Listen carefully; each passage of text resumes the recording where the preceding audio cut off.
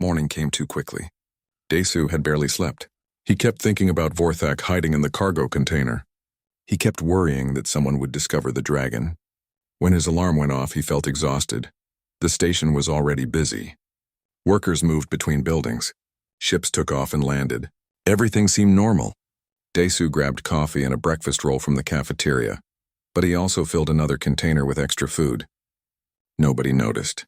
People took extra food all the time. He was walking back to the scrapyard when he heard shouting. Commander Hirim stood in the middle of the main plaza. She had 6 armed guards with her. They all looked serious. "Listen up," Hirim announced loudly. Everyone stopped to listen. "Last night, our sensors detected a large life form landing near the scrapyard. We still haven't found it. If anyone sees anything unusual, report it immediately. This is a security matter." Desu's stomach twisted. He tried to look calm. He tried to walk normally. But inside, he was panicking. They were actively looking for Vorthak now. It was only a matter of time before someone found him. A hand grabbed his arm. Desu jumped and almost dropped the food. He turned to see Bora, another mechanic who worked at the station. She was short and thin, with long black hair tied back in a ponytail. She had sharp, intelligent eyes that studied everything carefully. "Relax," Bora whispered. "You look guilty. What did you do?" "Nothing," Desu said quickly. Too quickly. Bora pulled him into a quiet space between 2 buildings. "I saw you last night. I was working late on the communications tower. I saw you feeding something big in the scrapyard. I saw scales. I saw wings." Desu felt his face go pale. "Bora, please, is it a dragon?" she asked directly. There was no point lying to her. Bora was smart. She had already figured it out. Desu nodded slowly. To his surprise, Bora did not look angry. She looked interested. "Why are you helping it?" "Him," Desu corrected. "His name is Vorthak. And I'm helping because he asked politely for food, because he's hurt and alone, because it's the right thing to do." Bora was quiet for a moment. She stared at the ground, thinking. Finally, she said, "My family lived on a colony called New Haven. Raiders attacked 5 years ago. They killed my parents and my little brother. I was off-world studying engineering. I never got to say goodbye." "I'm sorry," Desu said softly. "Does your dragon know about raiders?" Bora asked. "Yes," Desu said. "They destroyed his clan. He's been tracking them. He knows where they hide, what routes they use, how many ships they have." Bora's eyes lit up. "That's valuable. That's really valuable. The Coalition has been trying to find raider bases for years. If your dragon has that information, they can't just kick him out." "That's what I was thinking," Desu agreed. "But I need to convince Hirim to listen before she finds Vorthak and has him shot." "Then let's go talk to her together," Bora said firmly. "I'll back you up. If there's a chance to hurt the raiders, I'll do whatever it takes." They found Commander Hirim in her office. She looked up when they entered, and her expression was not friendly. "Desu, I was about to come find you. People say you were in the scrapyard all last night." "Did you see anything?" Desu took a deep breath. "Yes, Commander. I found what your sensors detected. It's a dragon. His name is Vorthak, and before you order him killed, you need to hear what he knows." Hiram's hand moved to her weapon. "You're hiding a dragon? Are you insane? Do you know what they can do?" "I know what this one can tell us," Desu said quickly. "He has information about raider movements. Locations of their bases. Details about their operations. Raiders killed his entire clan. He's been tracking them for weeks. And you believe him?" Hiram asked. "He could be lying. He could be a spy." Bora stepped forward. "Commander, raiders killed my family. If there's even a small chance this dragon has real information, we have to investigate. How many more families will lose people if we don't?" Hiram looked between them. Her jaw was tight. Her eyes were hard. But she was thinking. "Where is this dragon now?" "Hidden in the scrapyard," Desu admitted. "He's injured. He can barely fly. He's not a threat." "All dragons are threats," Hiram said coldly. "I've seen what they can do in combat. During the territorial wars, a single dragon destroyed 3 of our warships. That was war," Desu argued. "This is different. Vorthak is a refugee, not a soldier. He asked for leftovers, Commander. Leftovers he didn't demand. He didn't threaten. He asked politely like a person who had nothing left." Something changed in Hiram's expression. Just for a moment, her hard mask cracked. Then it was back. "Show me this dragon. If he makes one wrong move, my guards will kill him." and you might be charged with treason for helping him. They walked to the scrapyard together. Hiram brought 4 guards with plasma rifles. Desu led them to the cargo container. He knocked on the metal door 3 times. Their signal. Vorthak, Desu called. I'm bringing someone to meet you. Don't be afraid. The cargo container opened slowly. Vorthak crawled out, moving carefully. In the daylight, he looked even worse than last night. His scales were scarred and burned. His wings had holes in them. He was painfully thin. The guards immediately raised their weapons. Vorthak stopped moving. He kept his head low, showing he was not a threat. His golden eyes found Desu, then moved to Hiram. Commander, Vorthak said in his rough, deep voice, thank you for not shooting me immediately. Hiram's expression did not change. Give me one reason why I shouldn't. Because I can help you hurt the raiders who are killing your people, Vorthak said simply. I know things. Useful things. Things worth my life. Talk, Hiram ordered. Vorthak began to speak. He told them about the raider base in the Kelta system. He described the asteroid field where they hid their stolen ships. He explained their patrol patterns around the frontier colonies. He even knew the names of their leaders and the types of weapons they preferred. Hiram listened carefully. She asked questions. Vorthak answered everyone with specific details. Times, dates, coordinates, ship classifications. It was clear he was telling the truth. Nobody could make up this much accurate information. After 20 minutes, Hiram held up her hand. Enough, I need to verify this information. She turned to her guards. Watch him. If he moves, shoot him. She walked away, speaking into her communicator. Desu could hear her contacting Coalition intelligence. She was checking Vorthak's information against what the military already knew. Bora stood next to Desu. This might actually work, she whispered. 15 minutes later, Hiram returned. Her face was still hard, but something had changed in her eyes. Intelligence confirms most of what you said. The Kelta base is real. The patrol patterns match our observations. You're telling the truth. I have no reason to lie, Vorthak said. Raiders are my enemy as much as yours. Hiram crossed her arms. Coalition law says I should remove you from this station immediately. But I'm also responsible for protecting these people. If your information can save lives, I have to consider that. Then let him stay, Desu urged. Give him a chance. Under strict conditions, Hiram said firmly. He stays in the scrapyard. No wandering around the station. Desu, you're responsible for him. If anything goes wrong, you face the consequences. Understood? Understood. Desu agreed quickly. Hiram looked at Vorthak. And you? Any threatening behavior, any sign of danger, and I end this. Clear, Vorthak said. Thank you, Commander. You are giving me a chance when others would not. I will not forget this. Hiram grunted and walked away with her guards. When they were gone, Desu let out a huge breath. That went better than I expected. She's not happy about it, Bora observed. But she's practical. Information is valuable. Vorthak looked at them both. You two risked much for me, why? Because it's right, Desu said. Because I want the raiders to pay, Bora added. If helping you makes that happen, then I'm in. Over the next few days, things settled into a routine. Desu brought food to Vorthak 3 times a day. Bora helped make the cargo container more comfortable. They even rigged up some lights and a heater. Vorthak slowly got stronger. During this time, Vorthak told them more about dragon culture. He explained that dragons lived by strict honor codes. Breaking an oath was worse than death. Helping someone in need created a bond that lasted forever. What Desu had done by feeding him was called Sulthan, the sacred gift of life. Vorthak was now bound to protect Desu for the rest of his life. That's not necessary, Desu said, embarrassed. I just shared some food. To you it was food, Vorthak explained. To me it was hope. It was proof that kindness still exists in this galaxy. That is worth more than food. 1 week after Vorthak arrived, alarms suddenly blared across the station. Everyone ran to emergency stations. Desu rushed to find Hiram. What's happening? He asked. Hiram's face was grim. Raiders. They're attacking the mining colony on Theta 7. It's only 30 minutes away. We're the closest station, but we don't have enough ships to mount a real defense. Vorthak appeared behind them. He had followed Desu when he heard the alarms. How many raiders?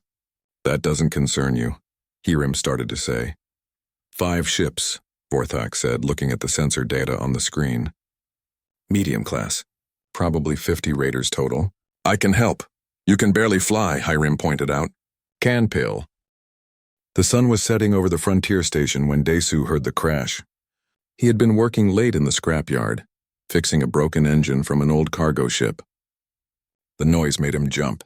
Metal scraped against metal somewhere behind the piles of old ship parts. Desu grabbed his wrench and walked slowly toward the sound. He was careful. Strange things happened at frontier stations. Space pirates sometimes came looking for supplies. Wild animals from nearby planets wandered in searching for food, but nothing prepared him for what he saw next. A dragon lay in the dirt between two mountains of scrap metal. The creature was huge, maybe 20 feet long from nose to tail. Its scales were dark blue, almost black in the fading light. Wings that should have been strong and proud dragged uselessly in the dust. The dragon's ribs showed through its sides. Its golden eyes were dull with pain and hunger. Desu froze. Everyone in the galaxy knew about dragons. They were warriors, fighters, killers. During the territorial wars, dragons had destroyed entire human colonies. Children grew up hearing scary stories about them. The Galactic Coalition had strict laws about dragons. Nobody was allowed to help them. Nobody was allowed to feed them. But this dragon looked nothing like the monsters from the stories. It looked broken, dying. The dragon's head lifted slowly. It looked at Desu with those golden eyes. Then it spoke. The words came out rough and difficult, like the dragon had learned human language from old recordings. "May I have leftovers, sir?" the dragon asked. Its voice was deep but quiet. "Please, anything you do not want." Desu's heart pounded in his chest. His hand shook. Every rule he knew said he should call the station guards. Dragons were dangerous. Dragons were the enemy. But looking into those eyes, Desu did not see an enemy. He saw someone who was starving. "Wait here," Desu said. His voice came out as a whisper. He ran back to his small workshop. His dinner sat on the workbench where he had left it. Rice, vegetables, and some meat. Not much, but it was all he had. Desu grabbed the container and ran back. The dragon had not moved. It watched Desu approach with something like hope in its eyes. Desu set the food down and stepped back quickly.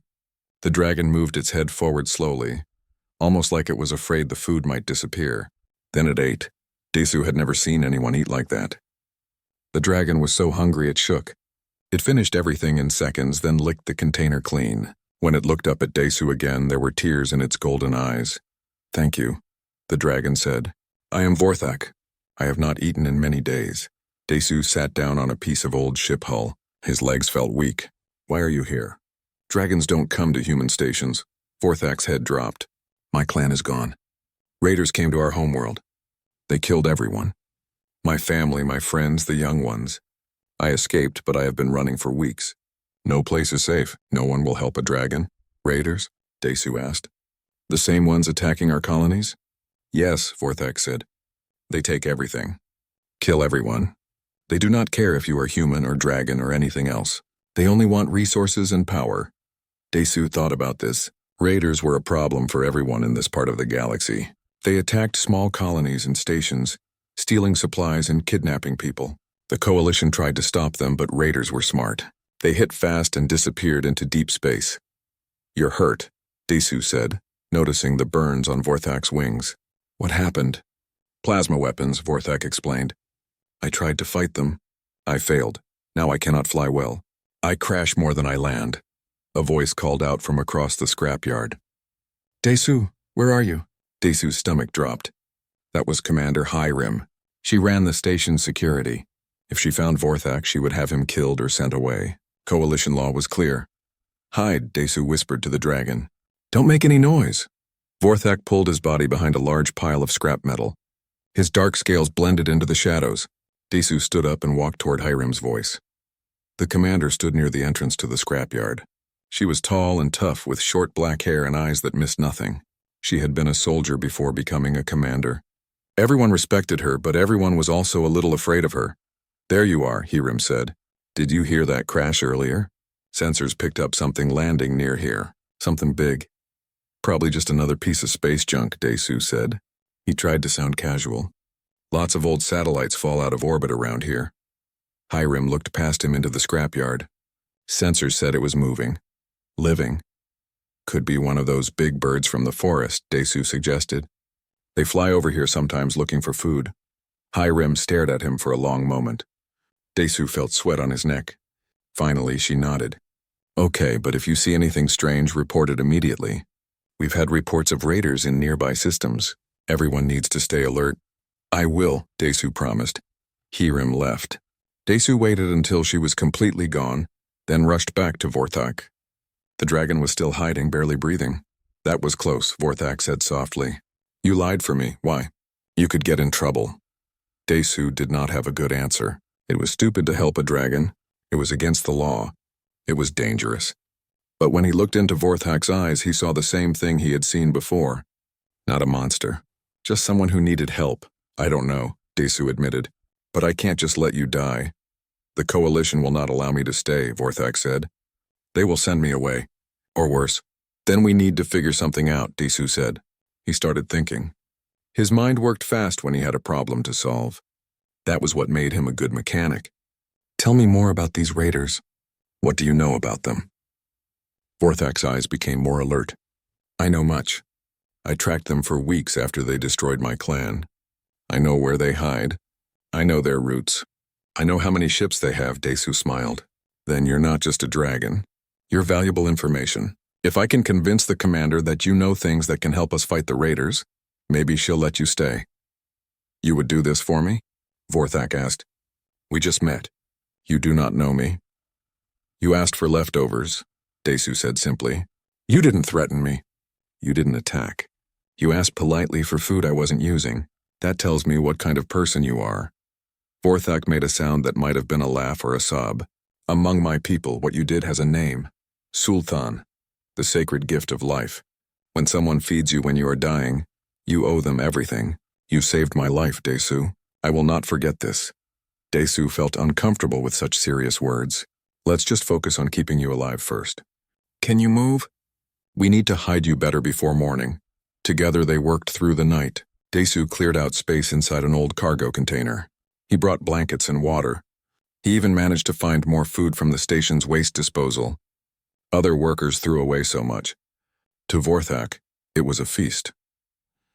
As the sun began to rise, Desu looked at the dragon resting in the cargo container. This was crazy. This was dangerous. This would probably end badly. But when Vorthak opened his golden eyes and looked at him with gratitude and trust, Desu knew he had made the right choice. Sometimes doing the right thing meant breaking the rules. Sometimes mercy was more important than law. The real challenge would begin tomorrow when Desu had to convince Commander Hiram that a dragon deserved to live on a human station. That would take a miracle, or maybe just the truth. The cargo hauler was not built for combat. It was slow, ugly, and normally carried supplies between stations. But Desu and Bora worked fast. They attached 2 plasma cannons to the sides. They reinforced the hull with extra metal plates. They even cut a large opening in the back so Vorthak could jump out during flight.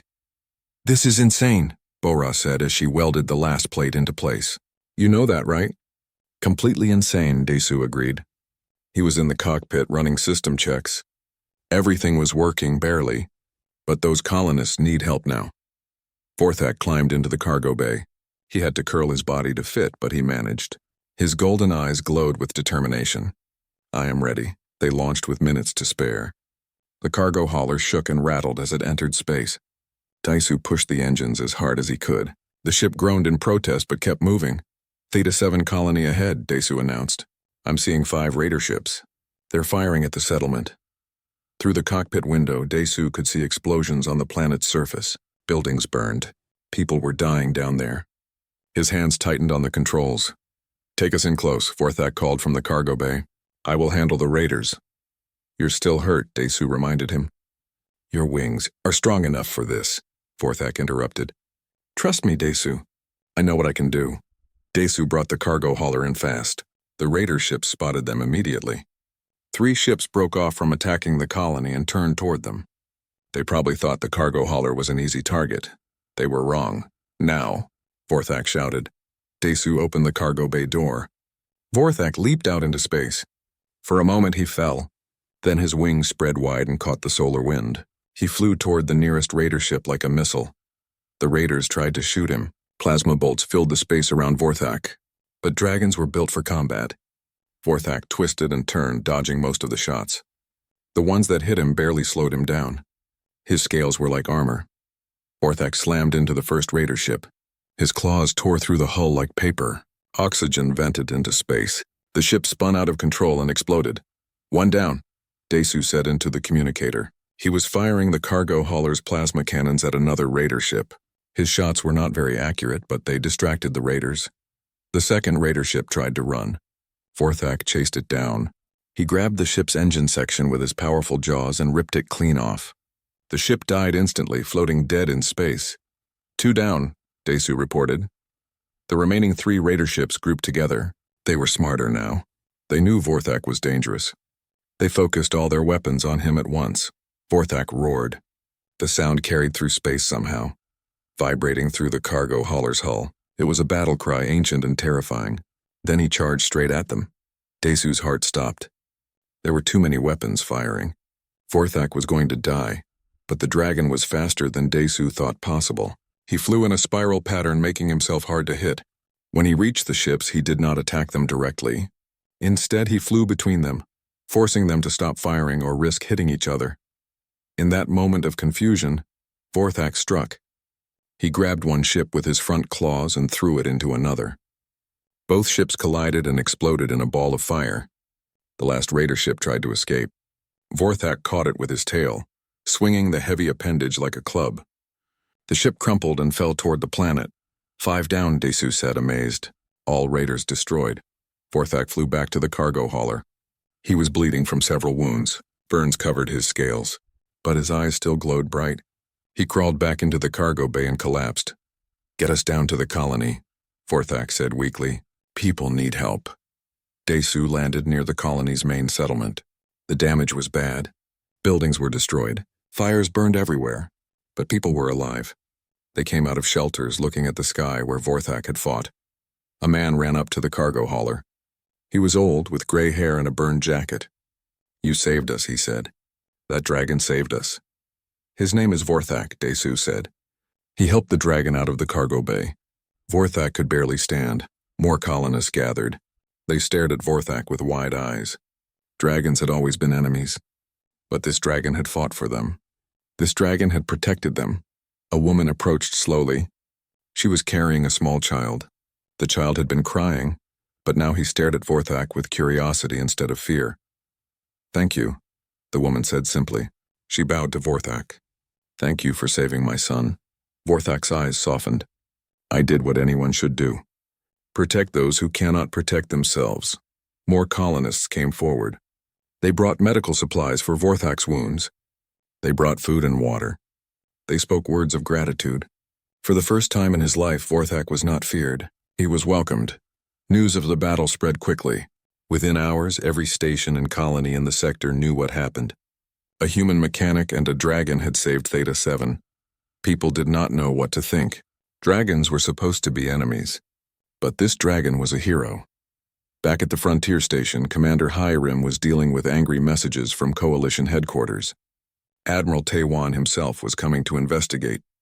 The Admiral was known for following rules exactly. He did not like exceptions. "This is going to be a problem," Hiram told Desu when they returned. "You broke so many regulations I lost count.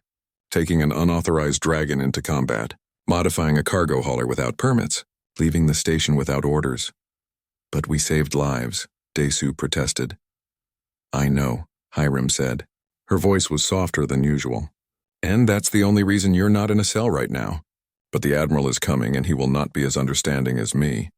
Admiral Taiwan arrived 3 days later. He was a tall man with hard eyes and a uniform that never had a single wrinkle. He walked like a soldier and talked like a judge. He immediately ordered a formal tribunal. The tribunal was held in the station's main conference room. Admiral Taiwan sat at the head of the table. Hiram sat to his right. A prosecutor named Jinnah sat to his left. Jinnah was young but fierce. She had lost her entire squadron to dragons during the territorial wars. She hated dragons with a passion that burned in her eyes. Desu and Vorthak stood before them like criminals. "Let me be clear," Admiral Taiwan began. "Dragon integration into human society violates 73 separate regulations. This tribunal will determine if exceptions can be made, or if this situation must be resolved through strict legal channels." Jinnah stood up. She held a data pad filled with charges. Desu stands accused of harboring an enemy species, violating quarantine protocols, unauthorized military action, and reckless endangerment. Vorthak stands accused of illegal presence on coalition property and potential espionage. I recommend maximum punishment for both. These charges are serious, Admiral Taiwan agreed. Desu, how do you plead? Not guilty, Desu said firmly. I helped someone who was starving. I protected colonists from raiders. I did what was right. The law is what's right, Jinnah snapped. Not your feelings. Then the law is wrong, Desu shot back. The room went silent. Nobody spoke to prosecutors that way. Admiral Taiwan raised his hand for calm. Vorthak, the admiral said. You may speak. Vorthak stepped forward. He moved slowly, still recovering from his wounds. Among my people there is a ritual called Korthen, the ritual of truth-binding. When a dragon performs Korthen, they become physically unable to lie. Every word must be absolute truth. I've heard of this, Admiral Taiwan said. It's supposed to be extremely painful. It is, Vorthak confirmed. But I will perform it now so you know I speak only truth. Vorthak closed his eyes. His scales began to glow with a soft blue light. His body trembled.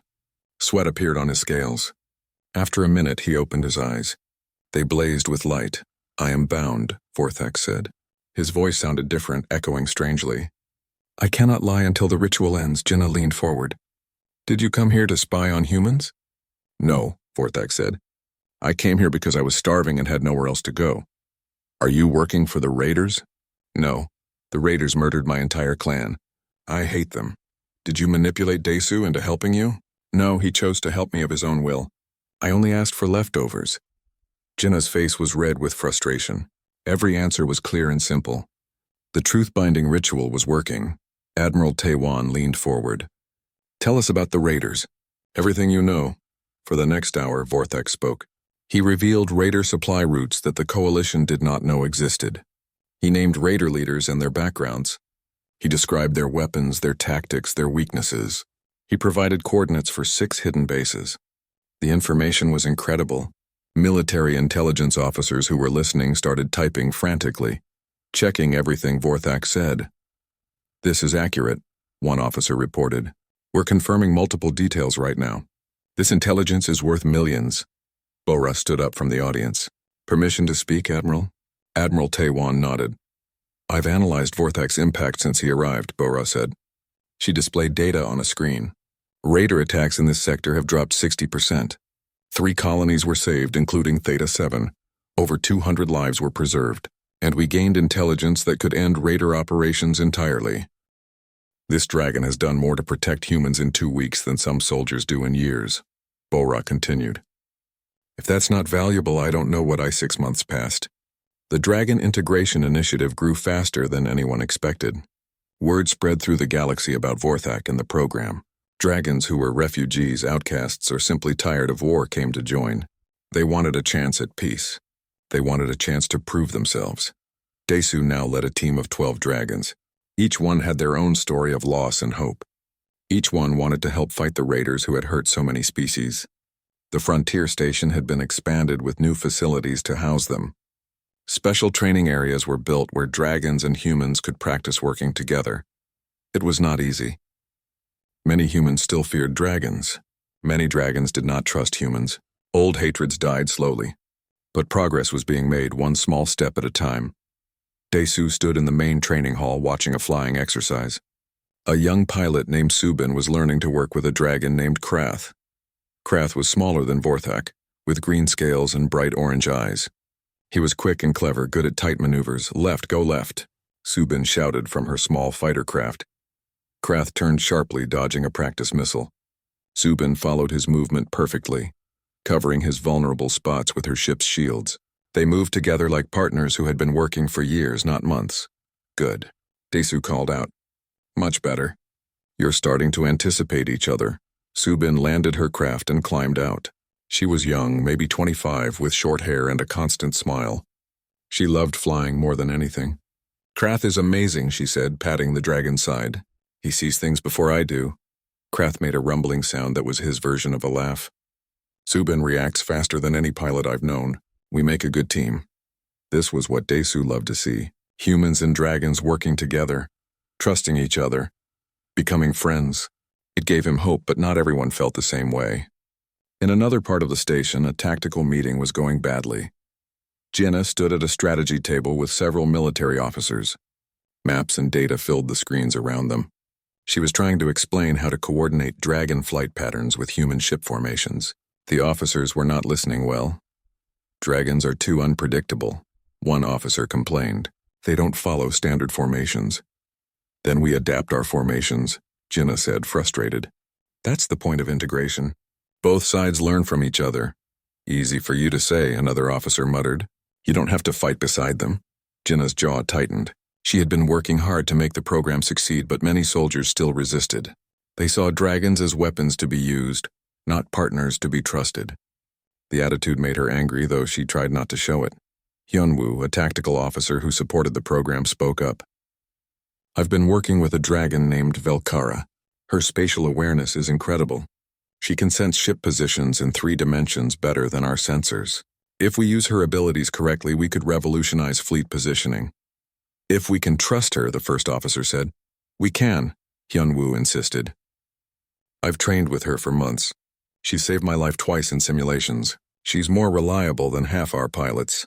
The argument continued. Jinna rubbed her temples. This happened at every meeting. Progress was slow. Trust was hard to build. Later that evening, Jinna found Daesu in his workshop.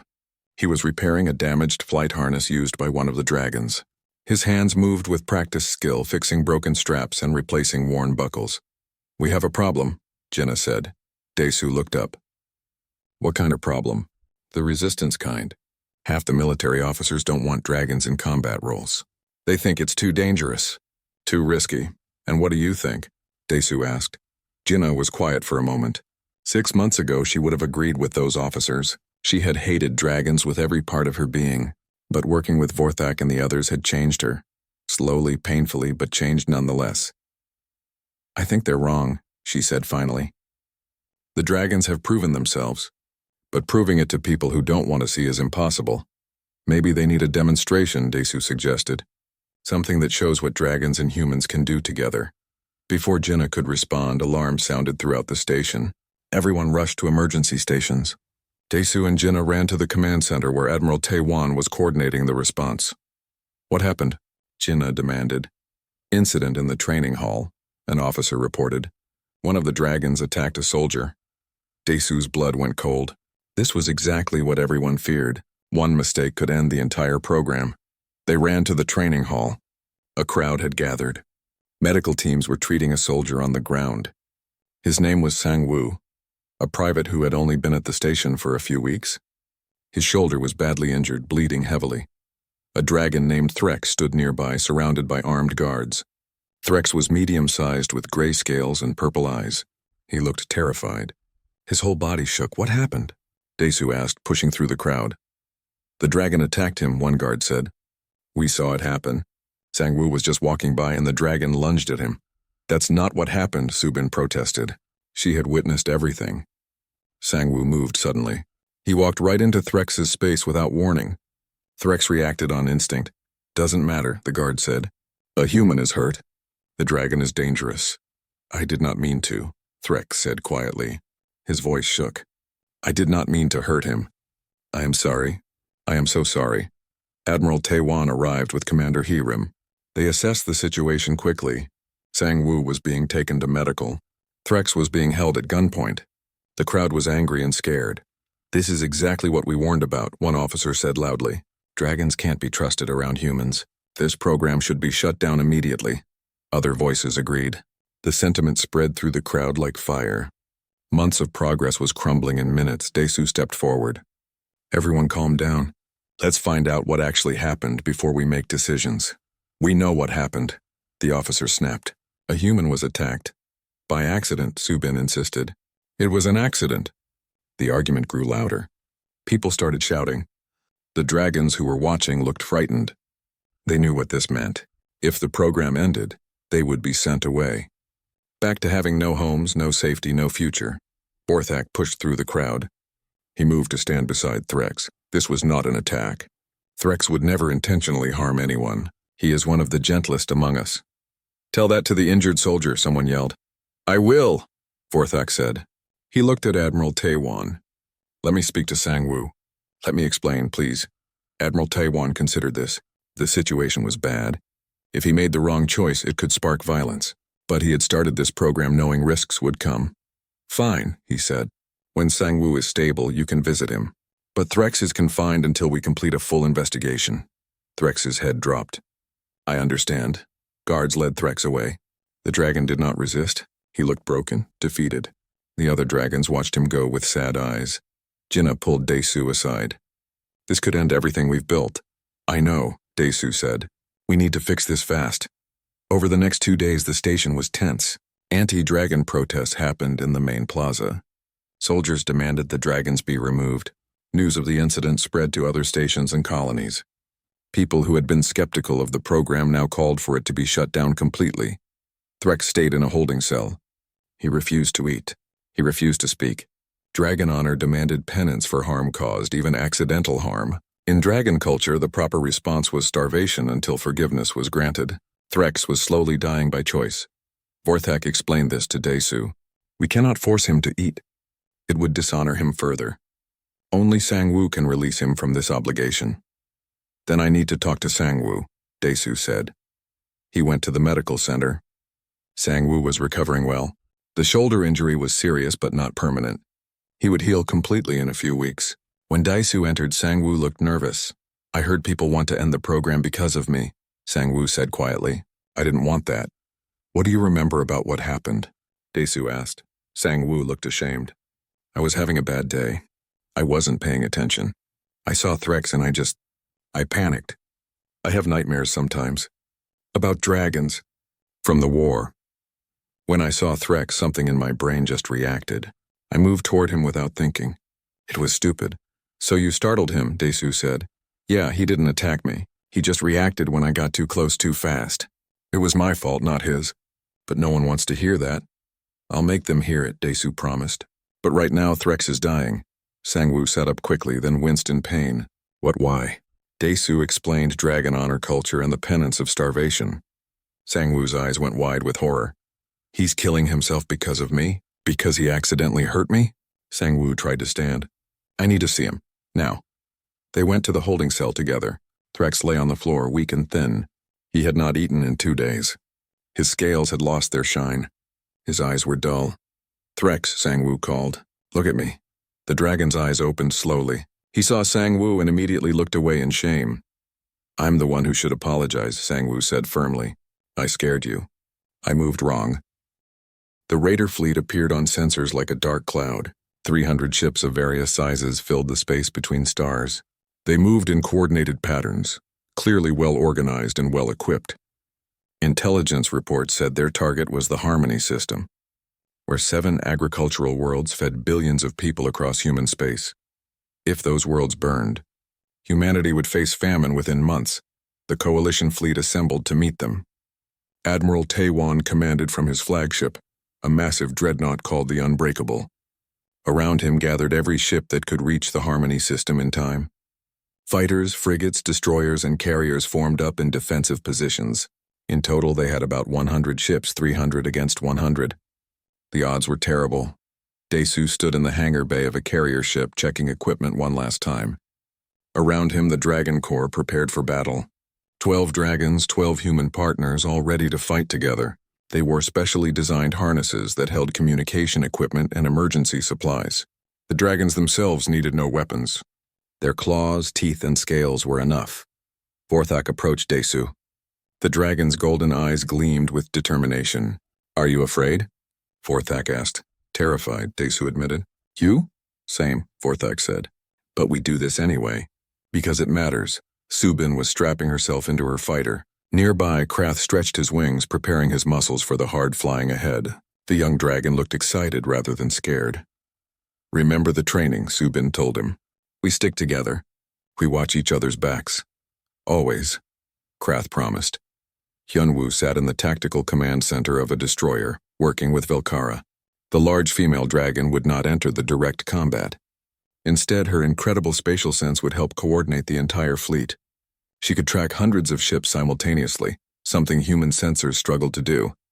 I have the raider positions, Velkara reported, her deep voice calm. They are splitting into 3 attack groups. One targets the agricultural worlds directly. 2 groups will try to flank our fleet. Classic pincer movement, Yunwu observed. We need to prevent the flanking groups from surrounding us. He relayed the information to Admiral Taewan. In another part of the fleet, Jinna prepared her fighter for launch. She had finally accepted her role as military liaison to the Dragon Corps, but she still had doubts. Old hatred was hard to forget completely. She looked out the cockpit window and saw Threx flying nearby, checking his equipment. The gray dragon noticed her looking and waved a wing in greeting. Jinna found herself waving back. 6 months ago, she would have shot him on sight. Now he was her partner. Life was strange. Sangwoo sat in a support ship, monitoring communications between human and dragon forces. His shoulder still ached sometimes, but he had healed well. Working with the Dragon Corps had helped him heal in other ways too. His nightmares had mostly stopped. The dragons were not monsters anymore. They were people just like him. Admiral Taewan's voice came through every communicator in the fleet. This is Admiral Taewan to all ships. The raiders seek to destroy worlds that feed our families. They seek to break our spirit. We will not allow this. Today, humans and dragons fight together for the first time since the territorial wars ended. Let's show the galaxy what partnership can do. All ships engage. The battle began. The raider fleet surged forward like a wave of metal and fire. Weapons blazed across space. Plasma bolts, missiles, and laser beams filled the darkness. The coalition fleet opened fire, meeting the raiders head-on. Dragon Corps launch, Desu commanded. The 12 dragons leaped from their carriers and dove into the battle. Their human partners followed in fighters and small ships. They moved in coordinated teams, each pair covering the other's weaknesses. Forthak and Desu headed straight for the raider group attacking the agricultural worlds. Desu flew a modified fighter, fast and maneuverable. Forthak flew beside him, matching his speed perfectly. They had practiced this formation hundreds of times. 6 raider fighters incoming, Desu reported. Breaking left. Forthak followed instantly. They split off from the main group and drew the raider fighters away. The raiders took the bait, chasing what they thought was an easy target. They were wrong. Desu led them into an asteroid field. The rocks provided cover and obstacles. He flew between the asteroids with practiced skill.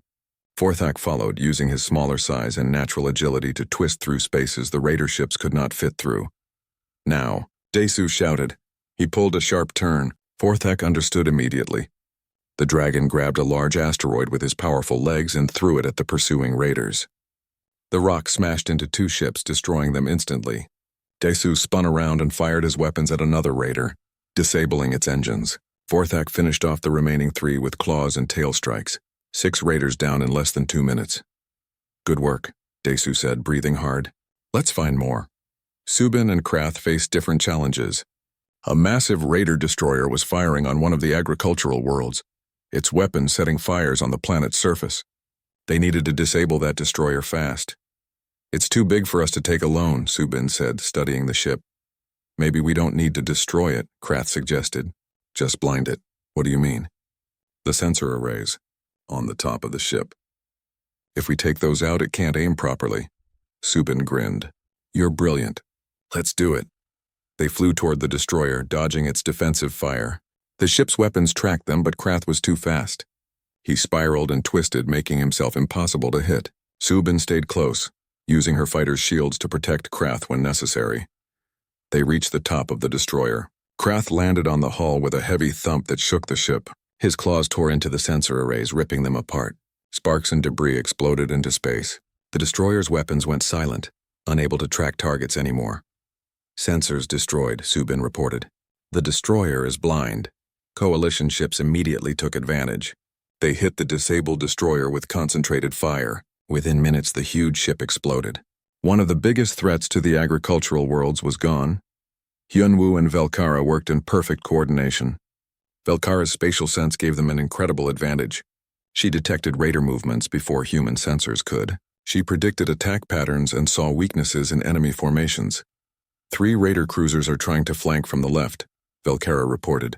They will arrive at coordinates 792 in 4 minutes. Redirect Squadron 5 to intercept, Hyunwoo ordered. And tell Squadron 3 to pull back. They're about to be surrounded. The orders went out instantly. Coalition ships moved into position based on Velkar's information. Raiders found themselves ambushed when they expected to be ambushing. The element of surprise shifted completely.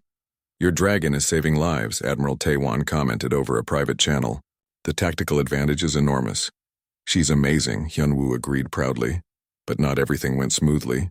A group of elite raider fighters broke through the coalition lines and headed straight for Gina's position.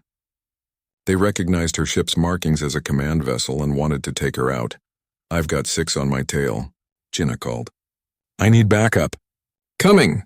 Threx responded immediately.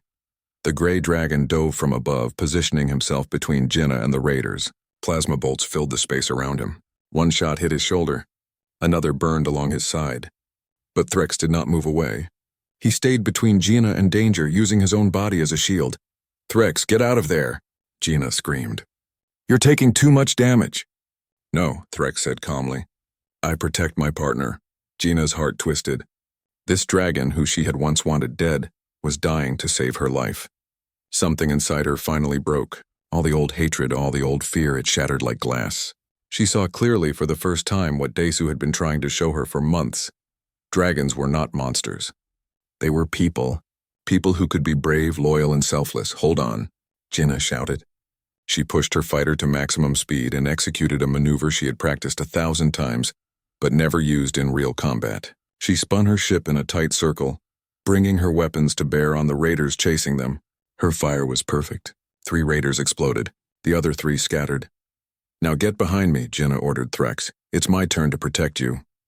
Threx, bleeding and exhausted, moved behind Gina's ship. She covered him as they retreated to a safer position. Medical drones flew out to treat his wounds. "Thank you," Threx said weakly. "For seeing me." Gina had tears in her eyes. "Thank you for being worth seeing." Across the battlefield, the Dragon Corps was making a difference. The raiders had expected to fight a normal human fleet. They had not planned for dragons. The coordination between human tactics and dragon abilities created something powerful and unexpected. Sang Woo, monitoring communications, noticed something. "Daesu, I'm picking up chatter from the raider command ship. They're panicking." They didn't expect this level of coordination. "They're calling for a retreat. Don't let them escape," Admiral Taiwan ordered. "If they regroup, they'll attack again. We need to end this threat permanently." The coalition fleet pressed forward.